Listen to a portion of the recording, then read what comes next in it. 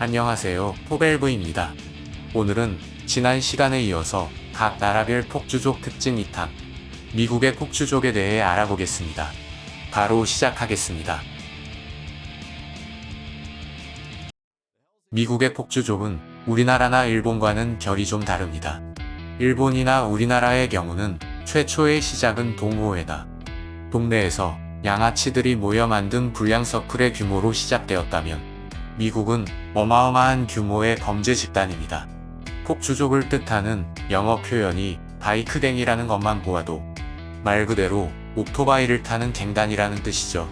이들은 넘쳐나는 마초성, 남성성을 표현하기 위해 남자와의 상징과도 같은 할리데이비슨 등의 아메리칸 크루즈 바이크를 주로 애용합니다. 우리나라보다도 폭주족의 역사가 빨랐던 일본만 하더라도 50년대 속도를 즐기는 동호회 수준으로 시작되었다면 미국은 이미 60년대부터 조직폭력배의 면모를 갖추고 살인, 불법약, 매춘, 총기 거래 등의 불법적인 사업들을 벌이고 있었습니다.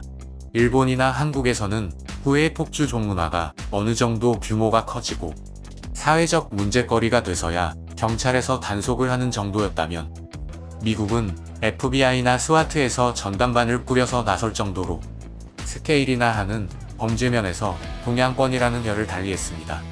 미국 바이크 갱단의 특징은 모터사이클 클럽을 뜻하는 MC가 조직명에 붙어있다는 점입니다.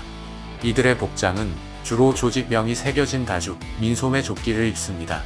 이 중에서도 가장 악명 높으며 규모가 큰 집단은 헬스 엔젤스라는 집단으로 미국뿐만 아니라 호주와 유럽 등지에서 지부가 있을 정도로 세계적인 규모를 자랑합니다. 집단에 따라서 멕시코계 갱단들도 있지만 대부분 백인들로 이루어져 있으며 백인 노얼주의 성향이 매우 강한 편이며 바이크도 앞서 말씀드린 바와 같이 당연히 미제 할리데이비슨만 취급하며 일제 바이크는 쓰레기 취급을 한다고 합니다. 다만 이들은 단순한 범죄 집단을 떠나 동경하는 이들이 생기고 이들의 복장이 하나의 문화가 되면서 국내에서도 이들과 비슷한 복장으로 할리를 타는 중년들의 모습을 간간히 볼 수 있습니다. 이들은 한국과 일본과 같이 갱단끼리의 싸움을 할 때도 맨주먹이나 강목 등으로 치고 받고 싸우는 것이 아니라 총기에 나라답게 중무장한 총기들로 전쟁을 벌이다시피 하기에 한번 갱단 간 싸움이 벌어지면 중상자가 속출하며 당국에서도 스와트를 급파하여 말리는 등 어마어마한 영향력을 보이고 있습니다.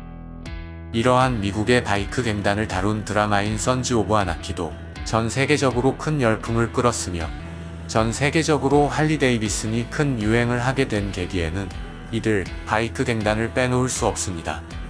이러한 바이크 갱단들은 가입을 하고 싶다고 마음대로 갱활동을 할 수 있는 것이 아닌 갱단마다 특유의 자격 조건을 갖춘 이들로 하여금 회원제로 받으며 바로 정식 갱단원이 되는 것이 아닌 일정 기간의 준회원 개념의 기간을 채워야 비로소 정회원인 갱단으로 올라갈 수 있으며 반대로 탈퇴 시에는 여느 마피아나 범죄 조직이 그렇듯이 마음대로 탈퇴할 수 없다고 합니다.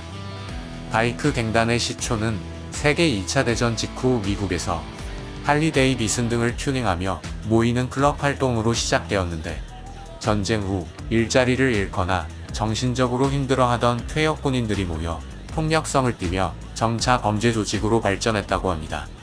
이들은 미국 내의 범죄 조직 중 이탈리아계 마피아를 제외하고는 가장 강력하고 체계화된 집단이라고 합니다. 오죽하면 미국 내 가장 큰 범죄 집단 중 하나인 마피아에서 바이크 갱단에게 일거리를 줄 정도라고 하네요.